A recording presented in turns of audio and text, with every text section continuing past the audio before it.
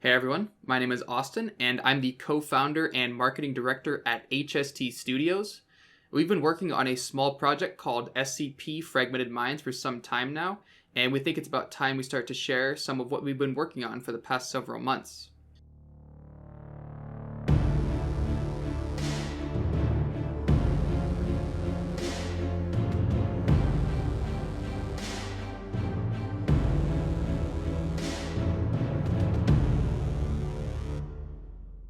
Welcome to the first full-on SCP Fragmented Minds devlog. We're aiming to release one devlog every month as we work towards our Kickstarter, and this is going to be a relatively long devlog compared to all those that will come after it, since we're going to go over everything we've been working on up until this point. So, what is SCP Fragmented Minds? Well, it's a first-person stealth-oriented survival horror game inspired by the immersive sim genre. You play as an advanced site researcher exploring a long-abandoned Mars research installation that's been overrun by many dangerous creatures that were once housed there. Now, as you make your way through the facility, you'll sneak your way through large environments, scavenge for supplies, upgrade your player and weapons, and fight for your survival as you work towards making your way to the center of the facility. Besides all of the unique enemy encounters, you'll also have several interesting interactions with some of the human NPC survivors that remain within the facility. There's a huge emphasis on exploration and survival, and you'll have several special tools like the welder and grappling hook at your disposal that'll let you decide how you actually want to play through the game. This game is being worked on by a small team of dedicated developers within Unreal Engine 5, and most of the blockout animations are being done within Blender, but we do plan to transition into using a mocap suit to capture and finalize animations rather soon. Additionally, most of the assets are being made in Maya and ZBrush, with the texturing process being done using Substance. We have a good mixture of ex-AAA developers and talented indie devs within the team, and we're all working towards creating a game we'd simply love to play ourselves. And we're taking heavy inspiration from games such as Alien Isolation, Dead Space, Prey, Bioshock, and Dying Light, as we're making a horror game with strong Metroidvania and immersive sim-like mechanics. Though our main focus is on creating a single-player story-driven experience, we do also plan on eventually adding in a couple multiplayer modes further in development, with the flagship mode being a special mode designed to allow players to contain SCPs in their natural habitat, and also play as the SCPs in a strategic battle of attrition known as the Hunt. And the SCP Fragmented Minds is based in the SCP universe, in which there's a secret government organization known as the SCP Foundation, which is working in the shadows to keep the existence of deadly anomalous creatures and objects a secret from the rest of the world. Now, these creatures and anomalies are classified as SCPs, which stands for Special Containment Protocol. Now, while not all of them are completely dangerous, a large majority of them could lead to the death of humanity if not kept in check. Now, the goal of this organization is to keep the world safe at any cost, even if it means doing some extremely questionable things. The Foundation managed to prevent several world-ending events throughout their existence, and as technology advanced, they saw it necessary to start moving these creatures off-world to increase the likelihood of humanity's survival. Now, the game takes place within the Foundation's most advanced facility, known as Site-113. Now, this is by far the largest and most advanced facility yet, and is considered to be the safest Foundation in existence, even though it houses the most dangerous SCPs ever discovered. Now, in essence, you can consider it a type of prison for monsters that occasionally dabbles in human experimentation and extremely advanced weaponry, among other things. This facility managed to stay operational for several years with only minor issues here and there, but sadly for the Foundation, external forces led to chaos within the facility, and it was only a matter of time before the facility was then forced to be unsuccessfully abandoned. Several years pass, and you, as the player, are sent to the facility in its fragmented state and required to retrieve a classified package before making your way back to Earth. Avoiding death at every turn, you'll need to make your way into the very heart of this facility to gather what you came for and prevent disaster. Now, the main story is semi-linear, but the world itself is very open, and you'll be given an assortment of tools at your disposal to choose how you want to proceed through it. There will be several side missions and safe zones scattered throughout the world, but the second you step out of these safe zones, you'll have to use every tool you have to stay alive. The scavenging and stealth play a big part in the game, since certain items such as ammo are rather scarce. But luckily for you, you'll have access to crafting benches throughout the world, in which you can recycle your scrap and turn them into the tools needed to keep you alive for just a bit longer.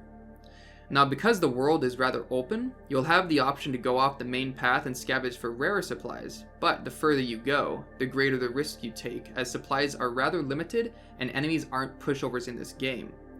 And we're aiming more towards the immersive sim genre, in which our focus is player freedom and choice. So it's up to the player on how they want to handle most situations.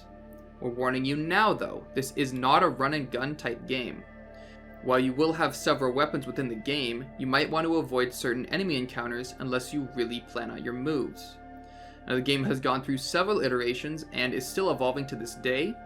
The project was originally formed several years ago by our lead game director, and it started out with a lot of brainstorming, prototyping of different things, and building up a team while also learning more about Unreal. This was originally a side project, but as more and more people started to join, it started to become apparent that this could turn into something amazing. Now, about a year and a half ago, the team made a decision to develop a rough prototype of the game within 5 months, and release it on Steam in order to test if it was even possible for us to do so. And this ended up being a huge success and was a great learning experience for the team. This marked a turning point for the project as a whole and set a bunch of things in motion that would eventually lead to where we are now. And after the prototype was released, we knew we could turn this little side project into a full-fledged game, even with the limited resources we had at the time.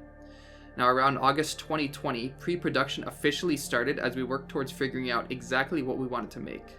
Now, there were a lot of scrapped ideas and prototypes at this stage as we worked out exactly what we wanted to do. Only about half of the team was working full-time at this stage, but we were actually working surprisingly fast for such a small studio. We were even close to releasing an actual demo earlier this year, but only decided to postpone it since the game just wasn't quite where we wanted it to be. This ended up being the final turning point for the team, and we all had to make a tough decision because we didn't want to scrap anything anymore, but we just weren't happy with how the game was turning out at the time. And because of this, the team ended up going through a final reform, and for us this was a tough spot to be in, but everything ended up working out shortly after. Now, rather than continue to run into the same issues we were having, we decided to put everything on the back burner and start from scratch one last time. We went through and started going over every single aspect of the game and fixing every single last hole we could find, and we finally landed in a good spot where we knew exactly what we wanted to make, and we now had the experience to actually make it a reality.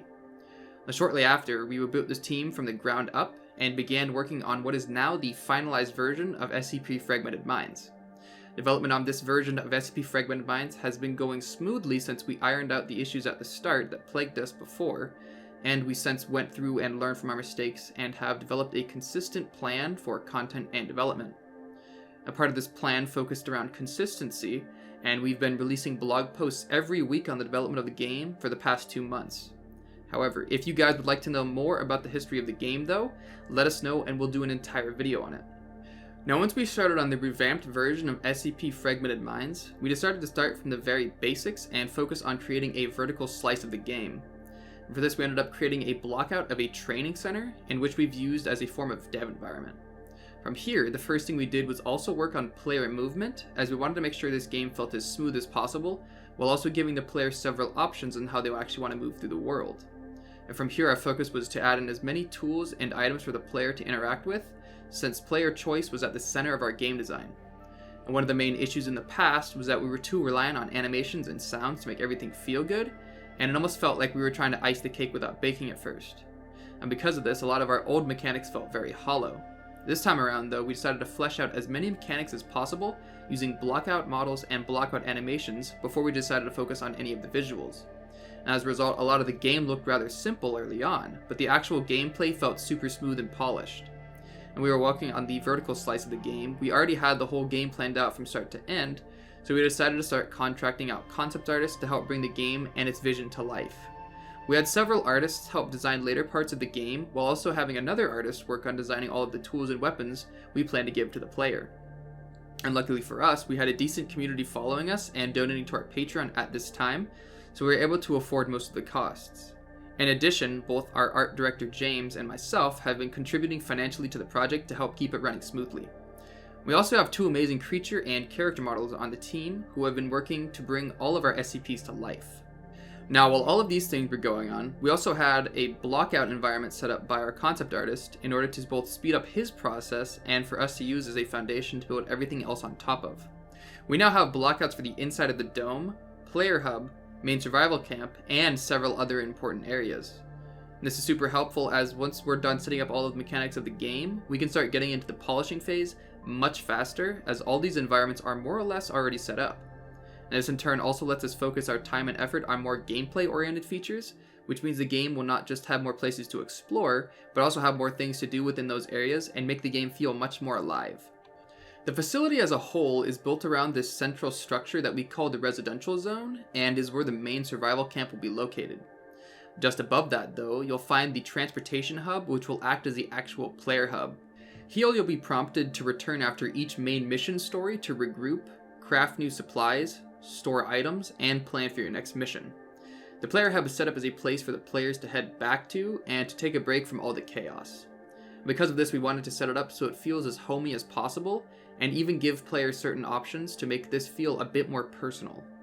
All of the main rooms the player will use are located on the bottom floor, and all of the more cosmetic areas are located on the second floor.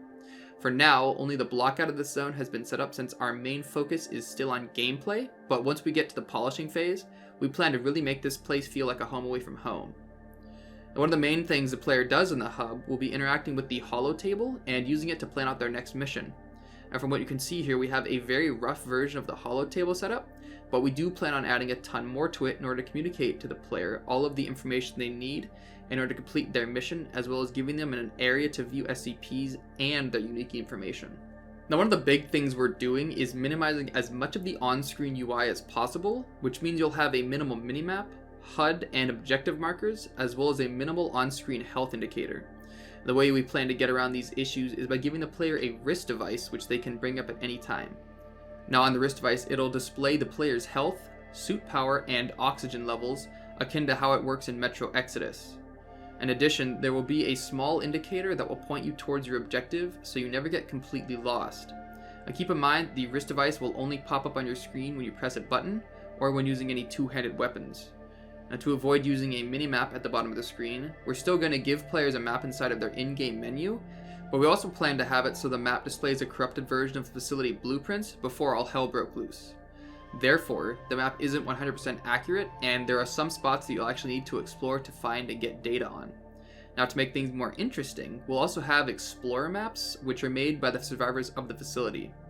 And these maps will be a lot more accurate to the current layout of the facility, in addition to also revealing certain secret paths that these survivors actually use to get around the facility. And just keep in mind, it's not easy to come across these maps, so pick them up when you get the chance. And on top of this, we also plan to have a ton of signs and labels all over the facility, so you know where you are and where you need to go at all times, without always having to bring up your map. Now lastly, we aren't wanting to actually have any map objective markers pointing to where you need to go at all times, and instead within the map screen, we'll highlight certain areas and rooms where the player objective is, so you'll always have a rough idea on where you need to go, but won't have your hand held through navigation. And for those interested, we also have a personal AI who will be accompanying you throughout the game. In addition to certain NPCs, this AI will help give you certain bits of information that'll help you with what you are looking for. So if you take the time to talk to NPCs and listen to your environment, you'll be able to get enough information to actually find your way around very successfully. When it comes to the overall layout of levels, we plan to go for the very modular kit type of approach when it comes to designing hallways and most small rooms, but we still want each zone within the game to feel very unique and have several sections within those zones that stand out enough so you can always know where you are at all times. Therefore, we're also planning on having a lot of sections that are almost 100% unique from any other part of the game. Now, this is a relatively small team with only one person making all of the interactable props and environments, so it tends to be a rather slow process, but luckily for us, we have some really good concept artists and sculptors who are also helping fill in the gaps, so progress is actually moving much faster than expected. Our main focus though is on optimizing as much time as possible, so while there will be a lot of unique models and environments, we also plan on setting up a bunch of modular assets that can help us fill in most scenes rather quickly. In addition, we also plan to create a large library of decorative props, all of which are having different variations, so you don't end up just seeing the same suitcase prop 50 times, while also saving a ton of time and resources to put towards gameplay and environmental design. So scavenging is actually a huge part of the game, so one of the first things we did was set up a couple of scrap items and a basic inventory system. We decided to go for a jigsaw inventory system in order to add a level of inventory management Since we didn't want to use a weight system, but still wanted to make sure players couldn't just carry unlimited ammo and weapons with them at all times. And to add to Scavenging, we also went for the very standardized coloring scheme most games use to show item rarity. And as a result, we have a whole tier system set up for weapons, armor, and supplies. All of these systems will play into our crafting mechanics and recipes. We can go in depth about those systems though in a separate video, since it also plays into other mechanics that we haven't announced just yet. Since this is an SCP game, we have a ton of SCPs planned to be in the game and have the player fight against, but we also wanted to bring in new enemy types that have yet to be seen in any SCP game. Now, the main reason for this is to help add an extra layer to enemy types and to give ourselves a bit more creative freedom. For this, we decided to set up drones and other facility defenses throughout the game, which will all come together and help give off the feeling that even the building you're inside of is against you and not just the creatures roaming the halls. And for this, we already have some concepts set up that we plan to show off rather soon, as well as some blockouts of certain drones we're using to help prototype some of our mechanics. A lot of the main mechanics are actually set up, and we're just waiting on UI and animation overhauls to get everything polished. We have a couple melee weapons set up as well, which all have different traits and upgraded variants. We have the player's main firearm mostly set up as well, and we also have a lot of the main tools set up, such as the syringe gun, which will be used to heal the player and apply craftable buffs to the player. It'll also fire darts at enemies and apply certain status effects as well, and we also have the welding tool, which can be used to both weld doors shut and be used to fix certain items, as well as being used as a plasma torch to cut through certain items, which will allow you to open up vents as well as reopen doors that were otherwise welded closed. We also have the grappling gun, which adds a huge level of mobility and puzzle solving opportunities, such as being used to bring items towards you. A tool like this might feel a bit out of place in a horror game at first, but once you realize just how fast some of the SCPs are, you'll realize these additions to mobility are a necessity, and the grappling gun is also limited to only being able to attach to specific structures, so you won't be able to just swing your way out of every situation. Lastly though, we have traps and throwables set up, and these are meant to add an extra layer of strategy to the game, but keep in mind that not all throwables will actually cause damage.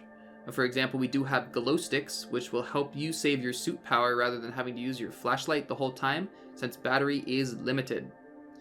Now this November, we're releasing our first demo to our patrons to help us do live playtesting and give feedback, but keep in mind that this is meant to be a vertical slice of the game, so our main focus is centered around getting the game to a fully playable and tested state. Once all that's set up, we can actually start focusing on visuals, but for now we just want to make sure the game is as fun as possible and lives up to what we're wanting to make. There are a lot of mechanics within games that our team simply aren't all that big of fans of, and it takes a lot to figure out proper ways of setting up a game so it doesn't fall into the same issues and patterns we're actually trying to avoid. Now, one of the main issues we've found in most survival horror games simply come down to having simple combat systems. Because of this, we decided to lean more towards the immersive sim genre above all else, since there's a large focus centered around player choice and dynamic systems. Now, simply giving the player a huge library of weapons doesn't automatically solve the issue that most survival horror games have. Instead, we decided to provide a selection of tools to the player that all have very specific uses, in addition to having alternative functions. A good example of this is the landmines, and you can set them up to cover choke points as a defensive mechanic, but you can also place them on almost any surface, which includes items you can throw around. Because of this, you're then able to essentially throw the landmine towards enemies, which in turn basically act like an impact grenade. You can also figure out an enemy's pathing and place a landmine in it as you make your way to the opposite side of the room. Every nearby enemy will then be attracted towards the sound of the explosion, in turn acting like a timed explosive and creating an opening for you to then sneak by. The same sort of idea runs through all of our mechanics, which help make more creative ways of handling most situations, rather than just having to rely on your gun to solve all your problems. Now hopefully that should be enough to catch you guys up on most of the main details about the game. Next time we're going to be going in more in depth on certain aspects of the game and its story without spoiling too much. And this is still a huge work in progress, so a lot will change visually between now and the next video. If you can't wait and want to know more about the game, feel free to join our Discord or check out our blog posts on our website. We skimmed over a lot when it comes to the history of SCP Fragmented Minds, and there's still a lot more that has been worked on that we didn't have time to go over in this video. The next few devlogs will be a lot shorter and more focused as we work towards releasing a public demo. Now feel free to leave comments and ask questions on this video, as we plan to make a Q&A video in between each devlog. Additionally, if things go well, we're also looking into streaming the development of SCP Fragmented Minds to hopefully give you guys an inside look at what we're working on and to help be a bit more transparent with our community. If you want to support the development of Fragmented Minds, simply liking and subscribing to our channel is more than enough. But for those who are interested, you can also donate to our Patreon, in which we'll be giving you early access to videos and other content such as monthly weapon skins, special Patreon weapons, and behind-the-scenes mocap development footage and live gameplay testing as a bit of a thank you gift from us to you. Now, from me and everyone else on the team, we appreciate your support and we hope to see you next time. Thank you so much for watching, and be sure to share this video around if you like our project, and I will see you in the next devlog and upcoming teaser video for our most deadly SCP ever added.